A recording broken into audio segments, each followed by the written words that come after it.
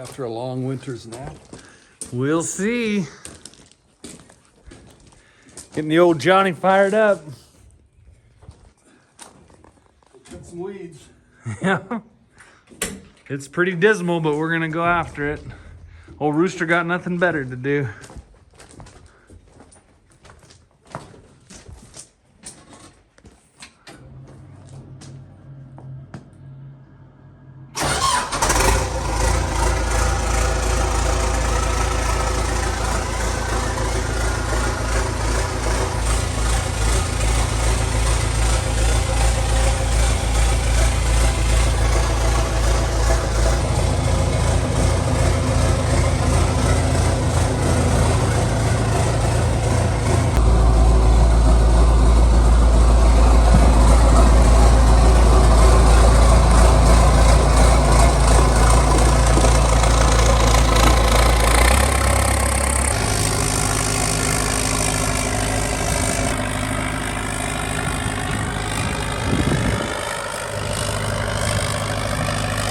It's time to go start cutting.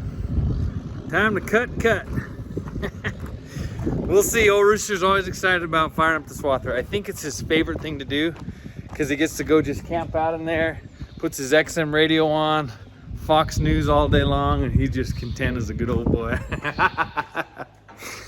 So he's gonna go fuel that thing. Fired right up good. I tell you, that little John Deere 4-cylinder. She's a good little runner, fuel sipper, and seems to fire up pretty well. Responds really well to injector cleaner. If it starts getting a little fussy, you just shoot her some of that injector cleaner in there, and she's good to go. So Rooster's gonna go start on that. We have a few spots you remember from the hay video. There's that cheat grass he's gonna knock down because that stuff's about to start turning purple, and we don't want that. So he's gonna go knock that down and just kind of start going after it. We have a couple of shows this weekend, so that'll give that hay about, I don't know, 4 or 5 days to dry out, and then I'll have to hit the baling real hard next week. So that will be the plan. When I say hit the baling hard, that's kind of a loose term. By the way, that truck got a Cummins motor in it. Got a 2003 24 valve Cummins in it. It's for sale if you want it. Little Dodge 6-speed. Just not real handy for running parts anymore. So she just runs like a beaut. Probably shouldn't get rid of it, but anyway, sorry. Rabbit hole. Anyhow, when I say hit the baling hard, I mean we'll go after it. Another cool thing this year is that Freddie's going to officially become the raking man to drive the raking tractor and be raking hay. So that'll be something new. And I told him it'll be a good year to learn because it's going to be so light that it's be pretty easy to get around and rake those windrows together. So let's get after this haying deal, huh? What'd you find, Rooster? What do you think? I think it's a big old rock. And being so careful, I can't believe I didn't see this one. Yeah, they're bumped quite a bit. Yeah. Mom doesn't seem to care about the canola, but I don't know. I don't see the cows eating that plant. This isn't gonna be that bad, really. No, I mean, I think it's thicker than you think down low. Yeah, it's way thicker than out in the field. It's just way. You can just look down out there and see patches everywhere, you know. But here it seems to be. Some spots like that. I'm just hoping that I'm just going back and forth in a straight line. I mean, it's still decent, but it's not this good. Once I drop over the hill, it poops out over there. Like it's that ridge. It's up this 50 acres here. Yeah. What do you think? Yeah, 7 or 8 here. Yeah. 7 or 8 at my house. All right. Yeah, this is Okay, we got our first little problem of haying already. Check it out. okay. Got a bearing. Boom, exploded. Bam, gone. What's the word, Roost? can't get anyone to pick up, she's gonna hand deliver a note down to him, and call me. Okay. The whole time I've been on hold, she keeps trying to ring again. So inside of here, it's what's called a conditioner. And it rolls around when the hay comes in. The hay gets gobbled up by this big old baby. See those metal things back there, those long horizontal metal deals? It's called a conditioner. It's two rollers that come together and they crimp the hay and break the stem a little bit. It allows the hay to dry out quicker. So, well, Rooster was out there, and what happened, Roost? I just kind of made a sharp turn and started hearing this weird noise. I thought I'd picked something up stuck in the conditioner, so I crawled in. I thought maybe it was a piece of wood. Didn't sound like a rock, but there was nothing there. But somehow that quick turn must have almost been out, but it must have. Yeah, popped it, just tweaked it, torsioned it. So anyway, now we got to get this, this U-joint has to come off. We got to get this drive shaft out of the way. Then we got to pull the inner race off that shaft and clean it up. And Rooster's on hold for like 20 minutes with John Deere only to get a nothing. So hopefully John Deere's got something. Otherwise, our next nearest parts outlet is 150 miles one way. So we'll see. All right, so let me show you. This is the kind of stuff you run into where you have to be mechanical, but you don't really know what's supposed to happen. Okay, let me show you. So we got the shaft off, okay? This shaft here, these two shafts are what run the two conditioner rollers that crimp the hay. So we got this one off. There's two things that have to happen. One, we have to get this collar off of here, which usually means you have to use a puller, but I can't get a puller on here because this collar here is in the way. So apparently this assembly, this thing here, the JDE 845 piece needs to come off. So this is where you're like, because I see that well, we got to get this other bearing out of here, and there's gonna be no way to press it out without getting this piece out of here, I don't think.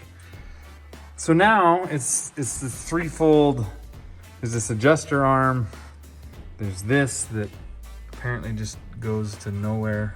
I don't really know. And then this one, I know I can get at this one on both sides, but we got to pull that out somehow. And it's just where you just got to figure it out. It's like, I don't know, you never get to know what the manual is. All these places are so tight about their service. They have service manuals that would tell you to replace this bearing, do this, this, and this. You go, oh, okay. But now we just have to guess at it. So anyway, we'll figure it out. I'm kind of losing my patience just slightly with this thing, but we'll get it. What I really lost my patience with was this. Oh! So as Rooster's getting ready to leave, he's pulling out of here to go get the new bearing. He's got to run to town. And I see a hose just dripping hydraulic fluid. So I'm like, oh, wait a minute. Let me run you in with this hose too. We'll replace that while we're at it. Just this little hose, probably a half-inch hose. And apparently it is a hose that is somehow connected to the entire hydraulic system. So we filled 20 gallons, almost 20 gallons worth of hydraulic fluid in buckets. And with the wind blowing and whatnot in the front of the shop, we had a few difficulties there, as you can see. It was quite a little circus. You got a kick. If I could have recorded me and Rooster trying to stop the overflow. I'm holding the hoses, got my fingers over the plugs. I got hydraulic fluid coming down on my face. Anyway, I'm gonna get back to it. See if we can get old Rooster Man back on the road.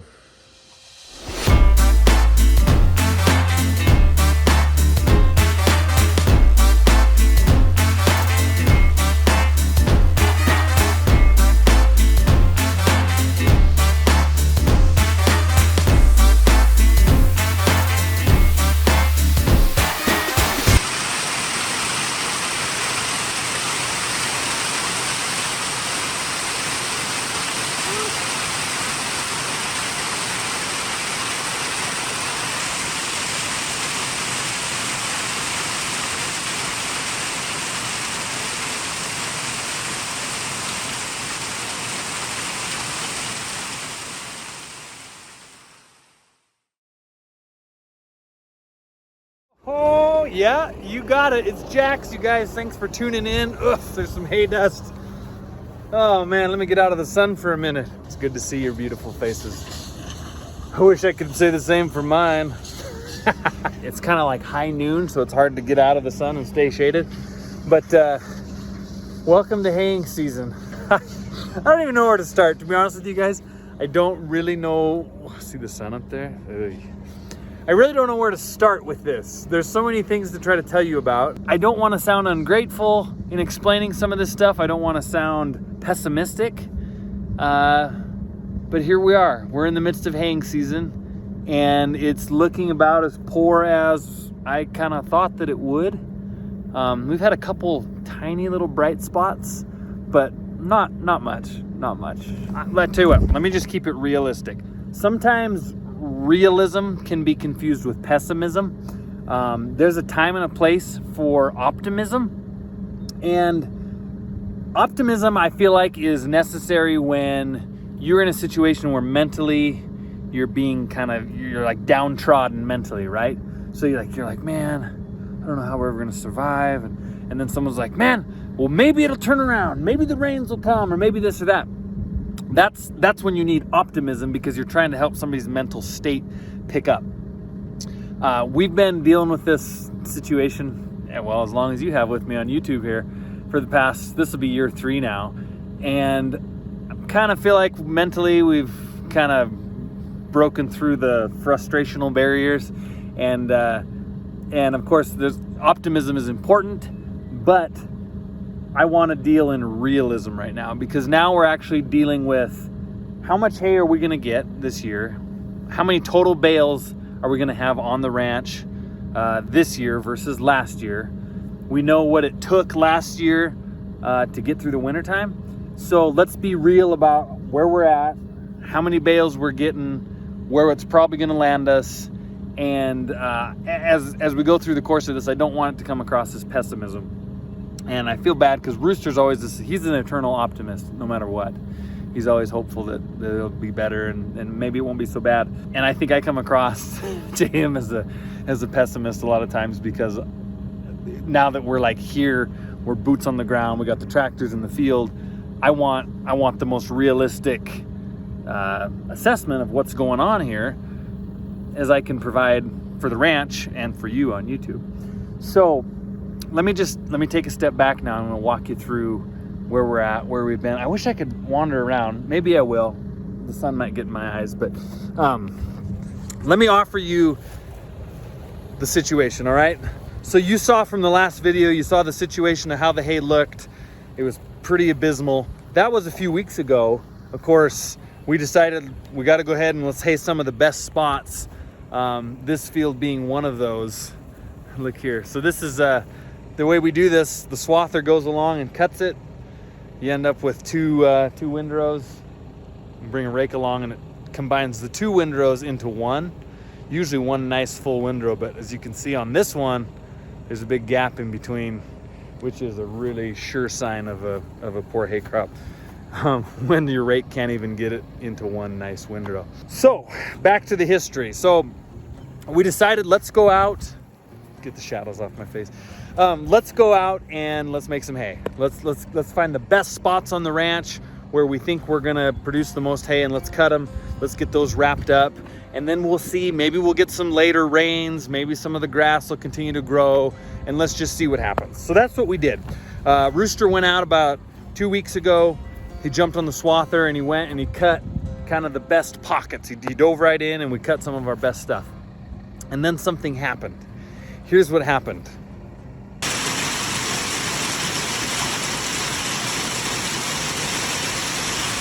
Rain. You guys, it rained and it rained and it rained. Like every night for probably 7, 8, 9 days, we'd get some form of moisture.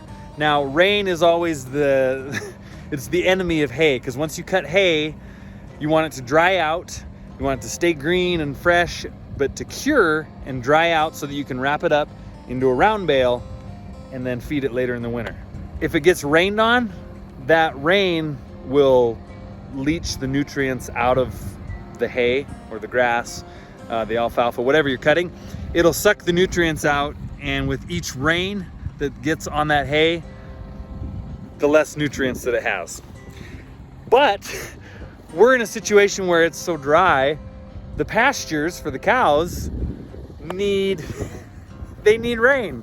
So, you know, what do? You can't really curse it, but at the same time, it's out just bleaching out the hay that we cut, the best hay that we have. We'd kind of cut down at the time.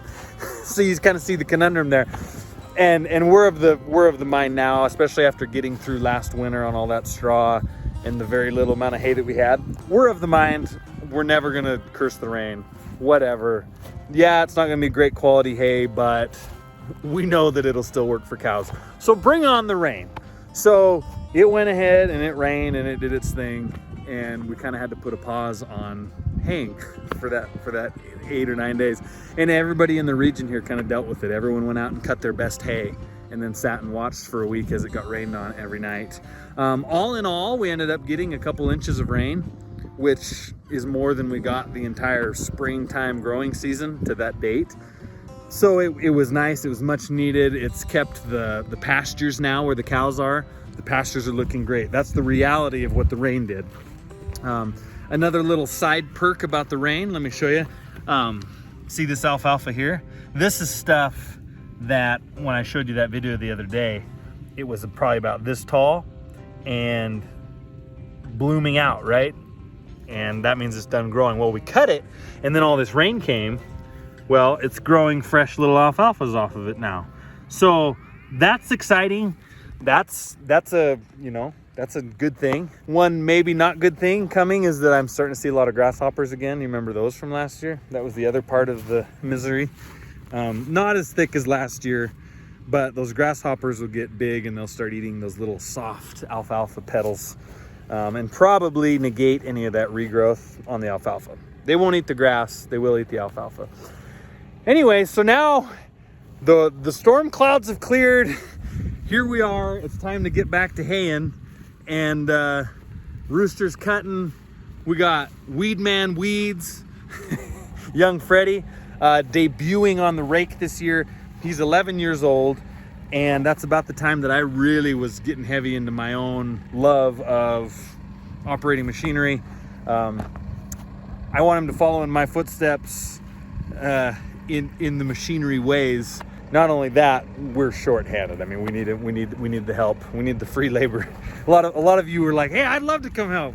I'd love to come work for you." I've even had people ask, could I ever come work for you? And it's like, that'd be great, but can't really afford workers. So Freddie, we can afford Freddie. And he's doing great. You guys, I'll show you some more of Freddie later and we'll chat with him, but he's really picking it up, and put him in a few situations yesterday where he was having to weave through some pretty tight spots, and he did great and didn't hit any fences, didn't hit any power poles.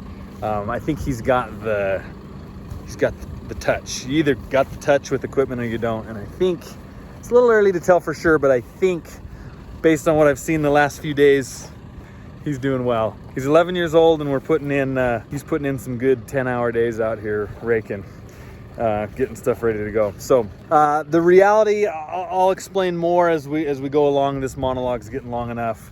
Let's get to the action of the haying, and I'll try to drop in throughout the episode and fill you in and explain a few more things as we go.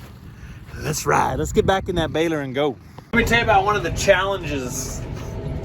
One of rough fields. Man, this field is rough. It's kind of been slated to, we need to work it up and rotate the crop out and switch it up, and then replant it into a forage, in a few years. But it's been so dry, it's so expensive to tear up ground and buy seed to do a rotational crop for a couple years.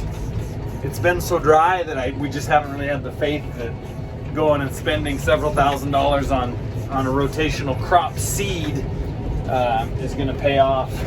And then of course now too, diesel fuel is just helping the cause. Gotta love that. People don't think about that. You think about fuel just for driving, like, oh yeah, it costs so much to fill up my car, my pickup. You know how much it costs to fill up a tractor to drive all day out here trying to make hay? a lot more than a car or a pickup. By about twice as much.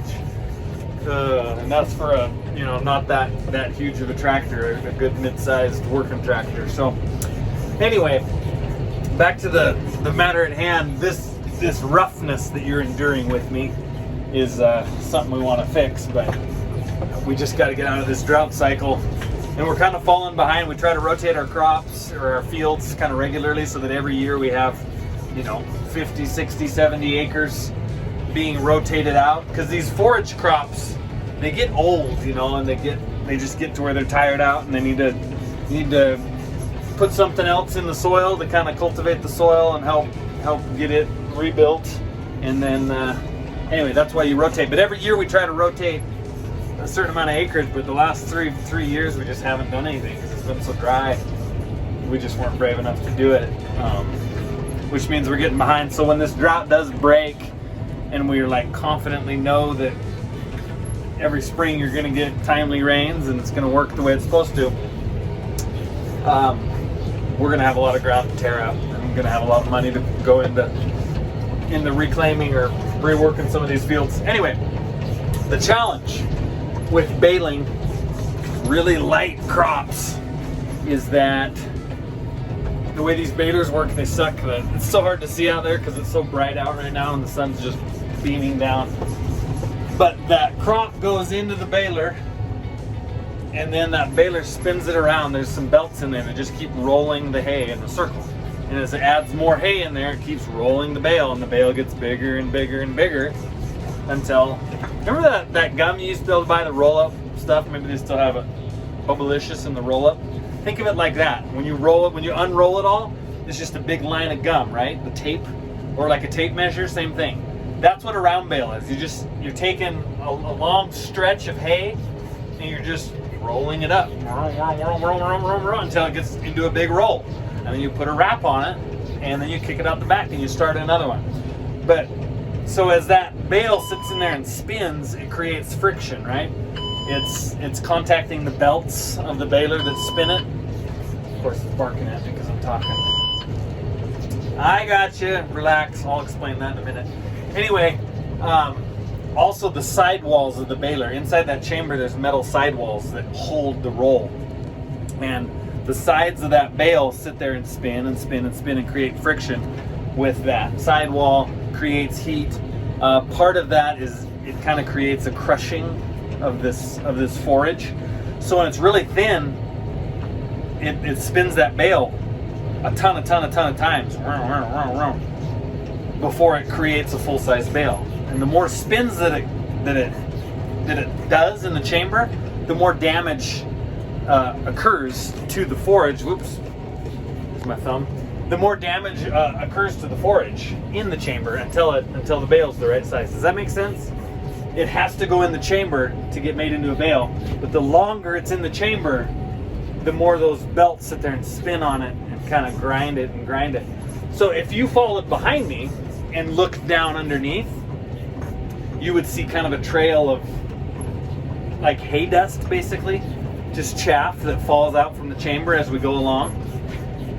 So what you can do to try to negate some of that is you can slow the speed down in which you make a bale.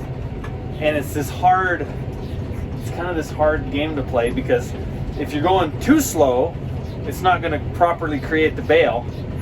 But if you go too fast, it's just going to grind it into like powder. By the time you make a bale in this really thin hay, it takes like 5 minutes to make a bale. And by the time you make the bale, it's going to wrap it and kick it out, and you can go and it's just powder. It's just basically a wrap of powder. So in the wintertime, when you go to cut it for the cows, it just explodes into this powder poof because it took that long. So that's what we're trying to do. I've slowed it down by about 25% of what the normal speed is for those belts back there to spin, and trying to make it work. A few little tips, a few little tricks if you're baling in really junky light hay. See, ideally you want that chamber just full, so as it rolls, you know, every 200 yards you have to stop because it's already full of hay, kick it out, and that bale receives very little damage in the chamber. But these bales, they take a lot of beating because they get spun and spun and spun. We're just about to make one here. Okay, it says stop. It's wrapping the bale up. See those belts spinning in and around? Time to open the gate. The belts stop when the gate's open. The clutch disengages the belts. Takes out the bale. Clutch re-engages. Belts are spinning. More product back in the chamber. See there?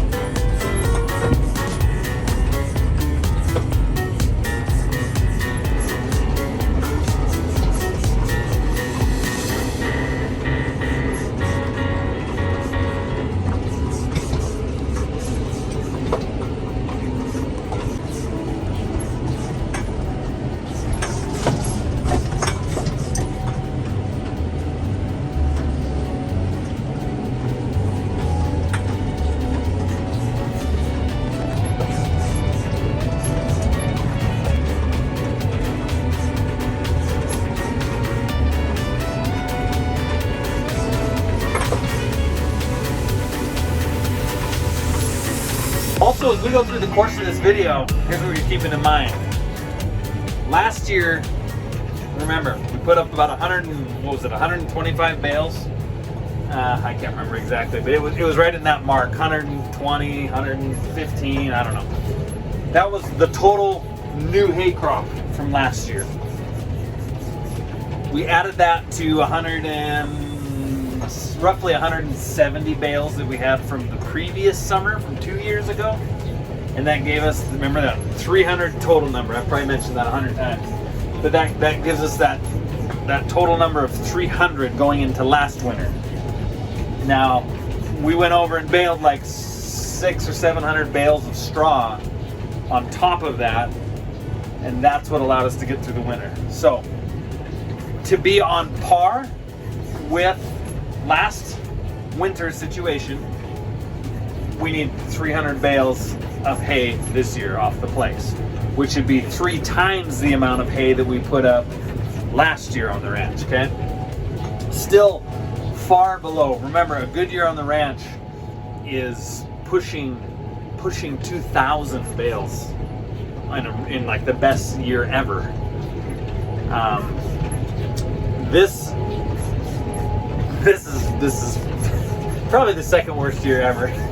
But in a really good year, remember, it's 2,000. In a very average year, 1,200. 1,200 bales should just be like, just had a, we got through. Just it was all right. Nothing special. Now 1,200 bales in the summer is seeming like an oasis in the desert. So keep that in mind, and as we go along, I'll kind of show you the bale counter. Let me explain that. This is my command center, dun, dun, dun, dun, dun, right? So the way this works, I go along, this computer's tied into a computer on the baler, and it tells you what's going on. If it wants you to feed more hay in the left side of the chamber, it'll let you know through these bar graphs. Right now, it wants more hay in the left side of the chamber, but the hay is so thin out there, there's not a lot I can do. So you just kind of go along and try to keep it from squawking at you. If one of those bars gets too low, it'll start beeping. And so you move the baler around a little bit side to side and kind of get that chamber evened out. This is basically just a monitor that's monitoring what's going into that chamber. And you want both bars equal as they can be, okay? The 50 number that you see, that means I have a 50-inch bale so far. When they get 66 inches, it'll wrap it up. We stop and it wraps it, and that's when we'll kick it out. Now on the bottom there, you see that little pyramid of bales, 167. That's what we've baled up so far this year. So on one hand, you're like, it's great. We're already surpassed. We're well past. We're 45 bales past last year's hay crop. But that's a little misleading because we need to get to 300 just to be on par again with last year because of that little stash of hay we had from 2 years ago, okay? So 300 will be all the same stuff we had to do last year. I would say for every 100 bales past that, that will roughly mean 100 less bales of straw that we need. So if we end up with 400 bales this year, we'll probably only need 550 or 600 bales of straw. If we end up with 500 bales, which I'm gonna just be a realist right now and tell you that's never gonna happen. Sorry to break the news. Then we'd probably need 300 bales of hay to get by, 400 bales of hay to get by. That's kind of roughly how it works. So we'll keep an eye on that little number as we go along.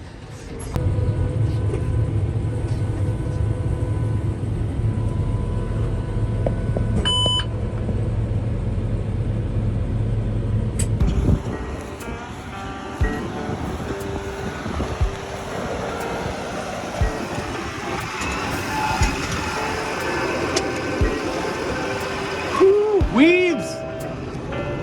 How you doing in there, old buddy?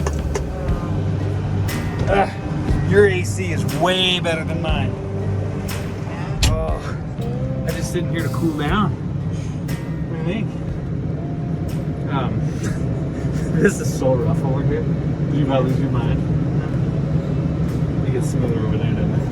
Maybe, well, like for like one couple of them, the windrows are like smooth, and then you go to one spot and it'll be like worse than that stuff. Still pretty rough. Right on. So this is Weedman Weeds. You guys are getting to know him by a lot of different names these days. I think it's not the one most people. Weeds. Yeah, Weeds is kind of the YouTube nickname, I think, right? Sure. Sure. A lot of changes this summer for Freddie. Having to operate, having to deal with the mustache starting to grow in. I was telling him, I said, Fred, I can, if you want, I can show you, teach you how to shave if you want to start shaving your mustache. And he said, do you really think you're the one that should teach me to shave? I said, yeah, probably not. It's only been like 11 years. I think last time I shaved was about the time you were born. Weird, huh? Anyway, Weeds, how you feeling? Put in some long hours out here. He's doing good. He's been raking and shaking, and he gets out ahead of me, which is good. I think today we're supposed to get some violent thunderstorms, so hopefully it doesn't blow all the hay away. But anyway, that's old Fred. Got anything wise to say? What's some words of wisdom?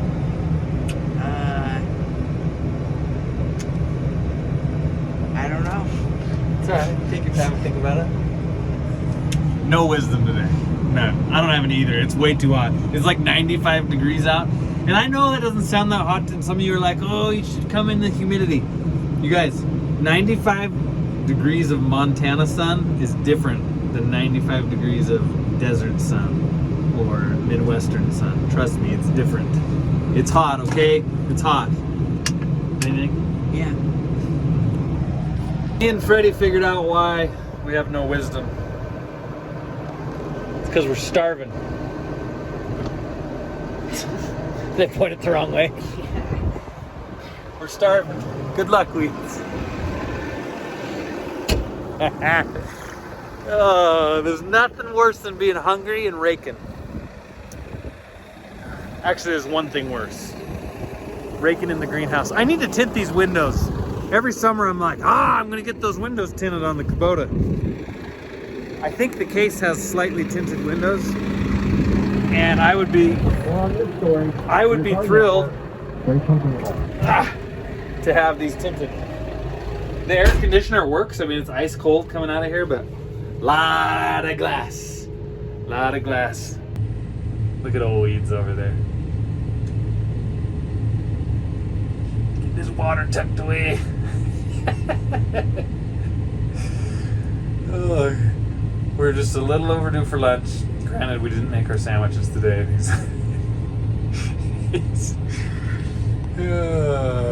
He's like, get out of my way. Get out of my way, Dad. All right. I'll move. Here we go.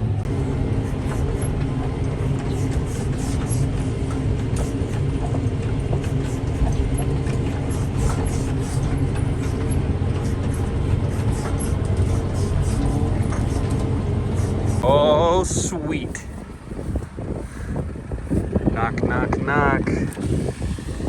Just in time, Mama. Me and Weeds were starving. It's a bad time for me to tell you that your fly's down. It is? Oh, smokes. That's why you were giving me the eye. And I was like, what's going on there? Oh boy. That's embarrassing. Freddie tell you about our little bonus today? Should we tell her about the bonus, Weeds? Should we keep it a secret? Some yummy carrots from Woo. We got a little bonus.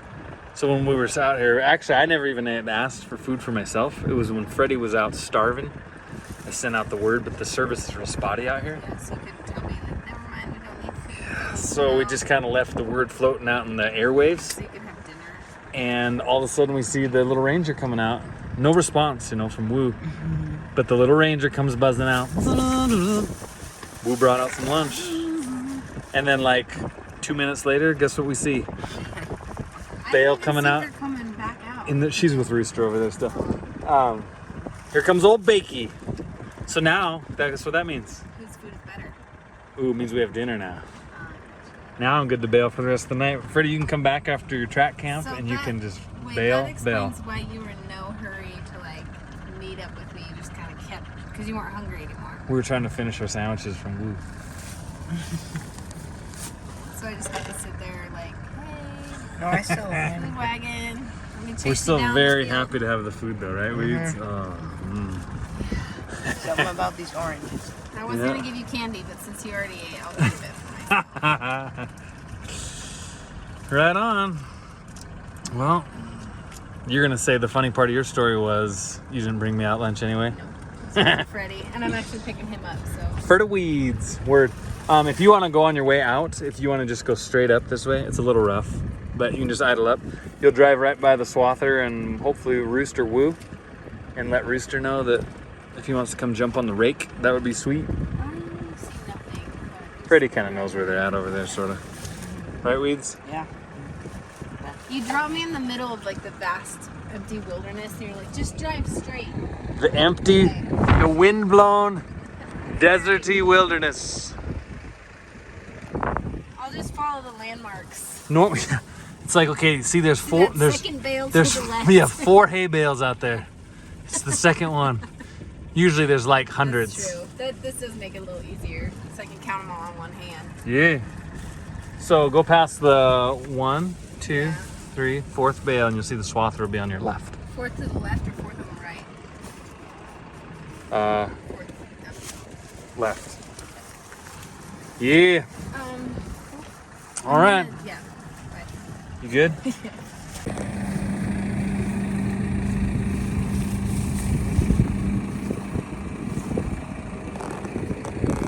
You see them hoppers? I don't know if you can tell or not. Oh, enough. Anyway, hoppers. We really scored with the double lunch, you guys. It's hard to express how much we just scored with the double lunch. Oh, last couple of windrows, you guys. I got to get down to the end, turn around and come back. And there is just this weather coming over the edge of the hill. But if I can get this last little bit knocked out, then we're caught up. Basically caught up to what is ready to bail. Probably be another jag that we can do tomorrow afternoon to be a couple hours worth of baling again. We're definitely, I explained earlier how we went and cut all the best of the hay and then all that got rained on. That was definitely the best of our hay that we cut early. I baled, I've spent a couple days on the baler and have made a lot of bales. Well, not a lot, but you know what I mean. I've made some bales. Today, I've been on the baler all day. It is about 5:30, 6 o'clock right now. I got on the baler, I think it was about 10 o'clock, time I got serviced and fueled up and out here and everything. Pick up a couple of these little stray tufts over here.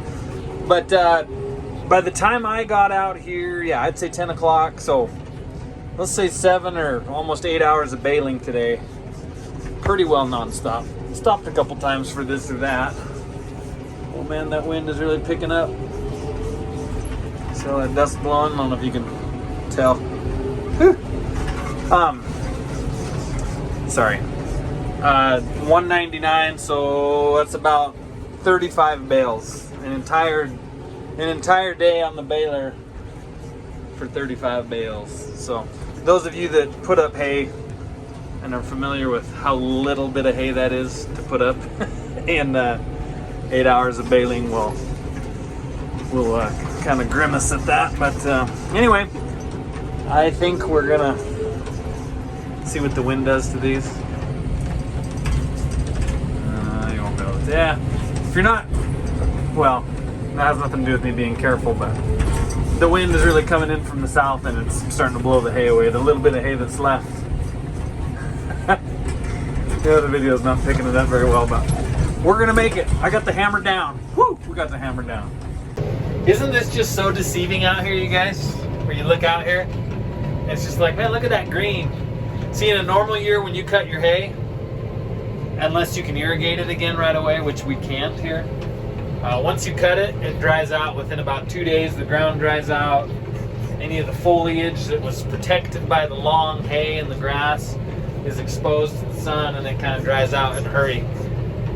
But because of all the moisture that we've had the last week, it looks just beautiful and green under here. It's so bizarre to look this good. People driving through here on the highway would be like, man, boy, that sure looks good driving through that Montana country. And then you see how few bales are out in the field. There's one. There's one. There's one. And it's just deceiving. You're going, why? Did they stack a bunch of them, or what? Why is there no hay out there? Everything's so beautiful and green. There's no way. Anyway, that's just the situation we're in. So 199 is where I landed. I thought I might get one more bale of hay out of that long run that I just dashed, but I did not. Not even come close. It gave me a little less than half a bale. So I got a half a bale in the chamber for tomorrow. The rain's just starting to splash down on the window here, and that'll be it. We'll see. If it's dry at home, I'm even gonna have a little daylight to go home and rototill between the corn rows and get a little weed control going on there in the garden. So let's see what tomorrow brings. There goes old Rooster Man. Just informed me we got a few things we got to do. It's a warm morning. It is. It's gonna be toasty again today. There's a little breeze going, but it's gonna be toasty, which means even though we're caught up baling right now, me and Weed Man are probably gonna have to go back out there. I bet by late afternoon we're gonna have 3 or 4 more hours of baling to do. But first, we got to run to town and get some parts. And before we get some parts, I had to take advantage of the opportunity. Anytime when you're rural Montana, anytime you get a chance to run by the post office, you got to make sure you lay a hold. Got a little order. Got a little hat and a shirt going out in the mail. In fact, this one's going out to Mr. John McKnight out there in California. Appreciate the support, my friend. I hope you guys are enjoying the merchandise. I still have some left. If you haven't got on the website and got a chance to go kick around on there, check it out. I like the stuff. Like, I like wearing my clothing.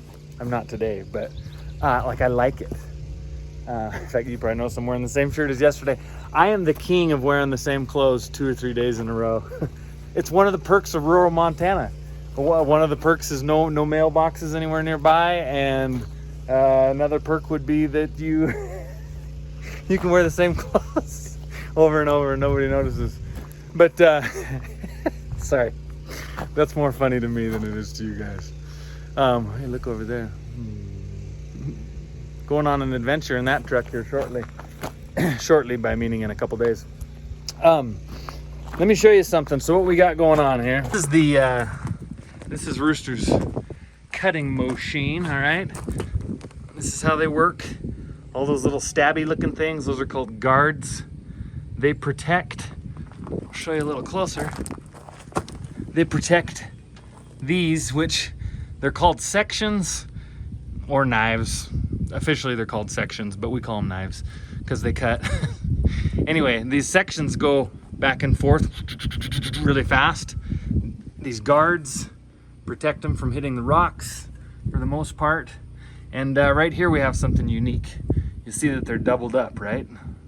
See that? There's two of them stacked on top of each other just in that center section. That's because this machine, and most machines made after like 1985 were made with dual cutter bars, meaning that there's a cutter bar that comes halfway in from that side, there's a cutter bar that comes halfway in from that side, and they meet in the middle and they overlap just a little bit. So as you're cutting, they're both going in and out, and they have to overlap at some point, and that's what those center sections you see are. Reason they do that is because this is a 16-foot header, and if you just had one motor, think of it just like this. Just thought of the perfect example. You know the old lumberjacks that used to saw down trees in the mountains? They had the big giant saws where you had one guy on each end pushing and pulling, you know what I'm talking about? That's what this is.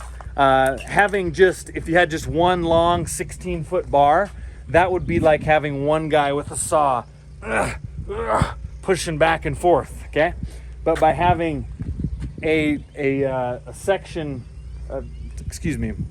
basically a drive motor on each end of this header, you're using the power of two to basically cut the same 16-foot section, and they just break it in half in the middle. So kind of like the old lumberjacks, one on each side of that tree. Those guys were hardcore, by the way. Anyhow, let me show you. So this there we go. See that? That's play. You don't want play, okay? So inside of this head, there's some bearings in there, some rollers, and they've gone bad. So there's play in this, there's slop, and what it's causing is the bar to not cut properly. And so we have a new one that Rooster picked up. Check it out, let's look. Oh yeah, see in there? It's got them little bearings in there. Little rollers, little needle bearings. That's a nice, fresh boy, okay? And our problem is this, see this right here? This is basically a pin that drives down in to the head of this. And then this arm squeezes the pin and holds it tight. So when it's going back and forth, that's what's going on. You can grease it here, puts grease down in this head, keeps those bearings good. Anyway, that pin, excuse my hand, that pin is wore out as well. So they didn't have a pin in stock when we picked up the cutter bar, so they got a new pin in for us.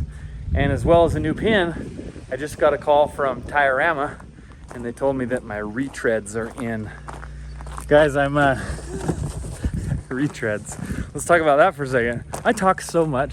You know, if I didn't have YouTube, I don't even know what I would do for talking, because I tell you so many things. I hope you don't mind. Anyway, I've decided to go with some retread tires. I've got a lot of virgin casings that I ship off, and I usually just, you know, sell them to the retread plant they give you like 40 bucks a tire for them. To put that into terms, it costs $18 a tire to throw your tires away. These guys will give you $40 or $50 for a good casing. So I talked to the tire guy. Hang on, here's Rooster picking us up.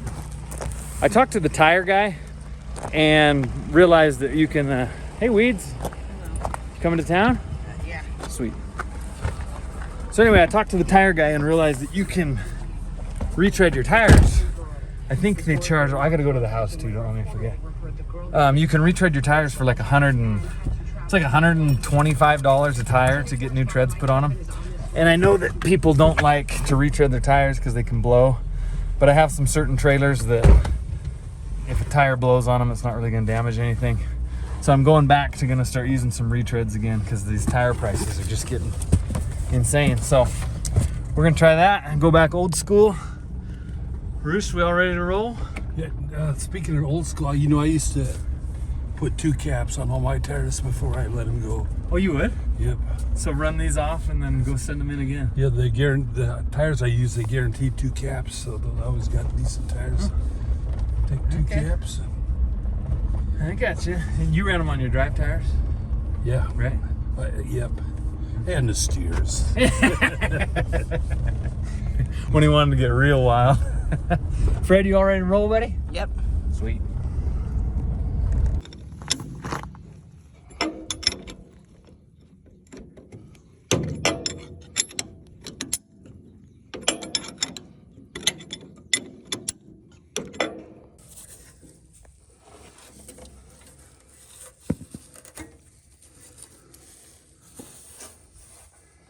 Fingers clear. Yep.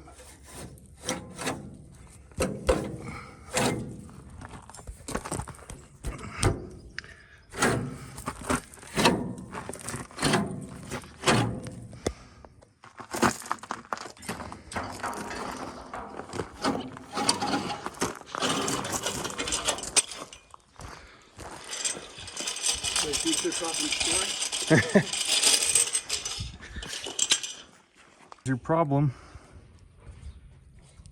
that groove on the right, that's made to hold it in place with the bolt that we took out. That one is just all mangled and mishkled, and that's why it had play. Of course, John Deere is too cheap to give us a grease zerk. So we gotta take the old one out. Come on, you guys. Come on now. You sell the most expensive parts in the industry and you cannot put a zerk in. Check it out. New pin. Old grease zerk. Okay, we'll slide the new bar in. Excuse me, slide the new bar in. So this notch slides down in and lines up with this bolt hole. Like so. See that? Bloop. Just the right angle. And that's what holds this nice and tight, which holds the bar nice and tight. That fails. It all fails.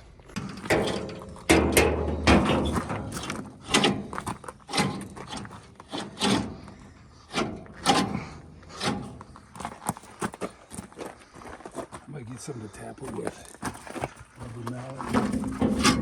How about my knee? Tap, tap, tap. How about my 24-inch Python? Oh yeah!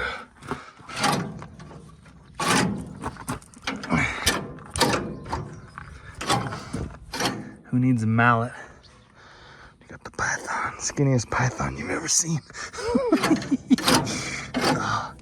Let's pull that out of there. Got that mallet roost? Ho, ho, ho. Is it where you want it? Yep. All right. I got a wee problem. See that bolt? It's got a little, oh, right there. There. That's the bolt that holds it. It's a metric bolt. I don't have metric bolts. So I'm gonna see if I can find, I don't think mine are thick enough. Anyway, oh no, maybe I do have some. I'm gonna see if I can find a bolt, an SAE. Hopefully that's the same diameter that I can put in there. Otherwise, Rooster's gonna have to go back to town. With diesel prices, that's another $20 bill. Here we go, here's a good question for you that I don't actually know this answer. I'm gonna find out in a minute, but you can comment on it regardless. Is a metric bolt metric in threads only? Or is it metric in the thickness of the bolt as well? I'm gonna go measure it in a second here with my little micrometer, but I've got the right bolt, nice heavy grade 8 in SAE, but I don't know. Is it? I mean, either way, it's gonna be better off than using this guy again. But anyway, there's your question.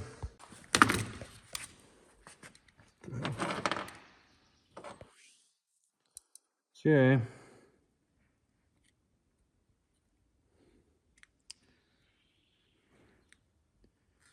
That is 10, 11, 12, 13, 14, 15, almost 16 millimeters. The SAE, oh man, it's 15 and a half. They're virtually, here, I'll show you. Can you focus in here, Weed, on the,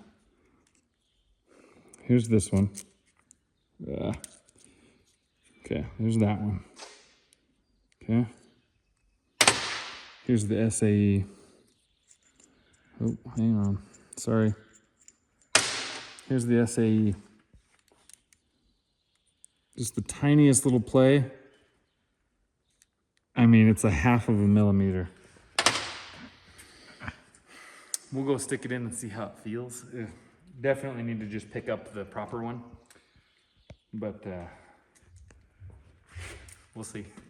We decided to go with the that bolt. It's tight. We stuck it in. Everything feels just solid as a rock. We did order the proper one, however, so we'll have it tomorrow. And old Rooster Tooster, wow, Dusty, he's back out baling. I'm having one little issue with this baler. Let that dust clear. I'm going to show you what it is. It's not an issue with the baler. It's an issue with the way that I'm baling, because everything is so poor and light. I'll show you again. Yeah. just not much out here. Okay, so here's what's going on. This is the roll of wrap for these bales once they're done. But I've been slowing this tractor down. You remember I mentioned that earlier. I've been slowing the RPMs way down so that I'm only running the machine like at 75% speed, just so it's not clanging and banging with nothing hardly going into the chamber. Every once in a while, if I'm going if the engine's turning the baler a little too slow,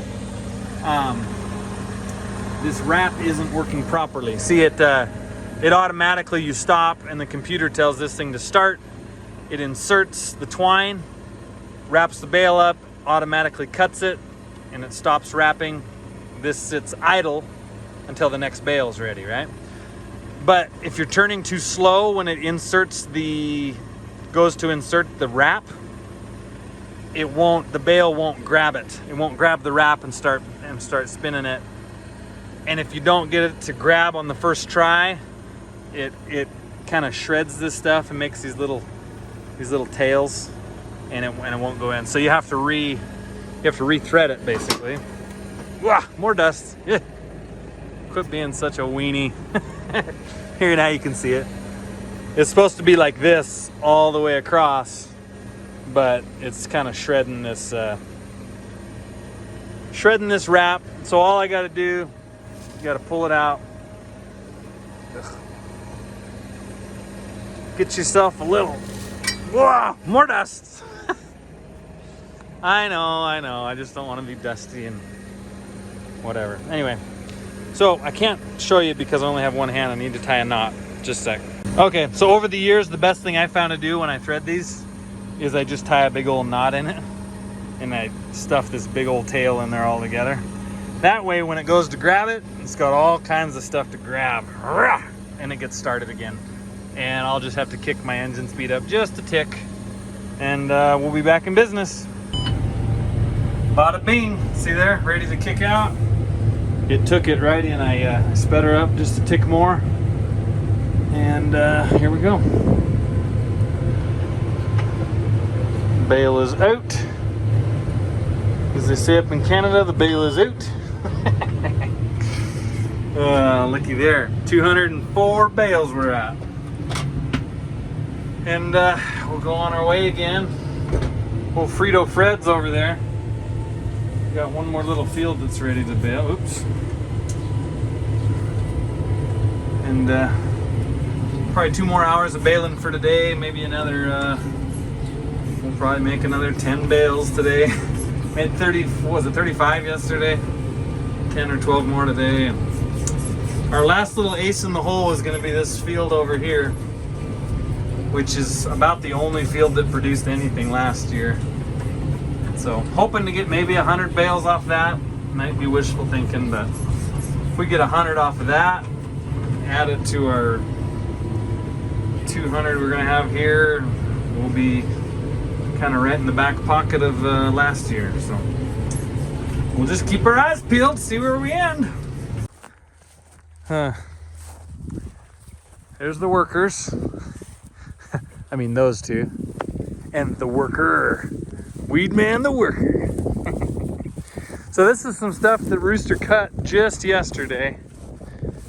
And we are getting a little anxious to get more of this stuff wrapped up. So we wanted to come check it. So if we can find a spot thick enough to check. Oh man. What do you think, Frito? Grab some of that right there.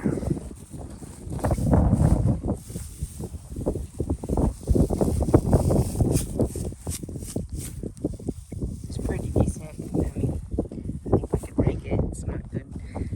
Big stuff. Yeah. Sometimes you want to rake it when it's just a little bit tough still anyway. And then Rooster maybe found the one little spot that, you know, it's probably just because it just got cut. Like you can actually see the windrows. This is just cut like an hour ago versus cut yesterday. So these look really good right now, but oh, I'm afraid tomorrow they're gonna all be just dried down bloop, into the ground. But for now, we're gonna enjoy it because it looks good, right, Weeds? Yeah. We figured out the deception of these windrows. These windrows that you can actually see. We just came and checked them. What the deception is whatever these little weeds are with the little circular, I have no idea what they're called. Seen them for years. Call them circle weeds because they have circle seeds. Oh, circle weeds, you might get confused. They're real like stiff. And so they make everything just kind of, see like this? Look, they hold everything together. Look at that. That should all fall apart, right? From gravity. But the circle seed weeds holding it all together. That's why those windows look so nice. Yep. Come tomorrow, it'll be a different story. Anyway, it's all right. We'll carry on. We've wrapped our minds around the... I'm gonna keep beating a dead horse about the old hay. We're gonna wrap up this piece here. Probably get another 4 or 5 bales off of there, which means feed for 2 or 3 days in the winter, and we'll just come back tomorrow and see what else is ready.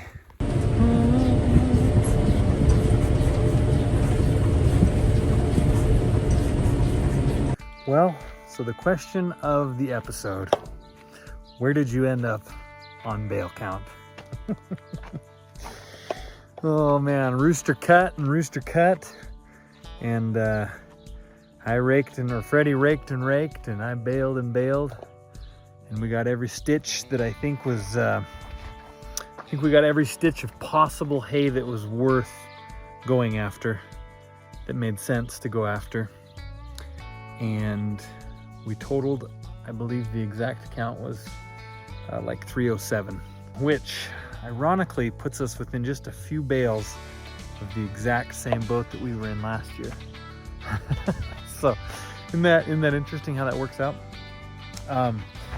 So the optimist side of that would be we got through last year. We got through a slightly worse scenario last year with, it was more a severe drought when we got through it, and we know that we can survive. So there is no hope, there is no like, I wonder if this will work. It's all been done. Like, we did it last year. We whipped it. We worked hard and we came up with some creative solutions, and it worked. So there's no guessing game this year. So I'm going to take that as the optimist way in this situation. We know what we can do from here forward. We know that straw works. We know that supplementing with that canola screenings works. We know that feeding a little bit of hay mixed in there with some corn works. We know that our cows will lose weight in the wintertime, but we know that next spring they'll gain it back. We've been through this, we've seen this. Also, you know what else is great about all this? Weed man weeds. You guys saw that? This was Freddie's first year out there ripping it on the rake. He took it very seriously.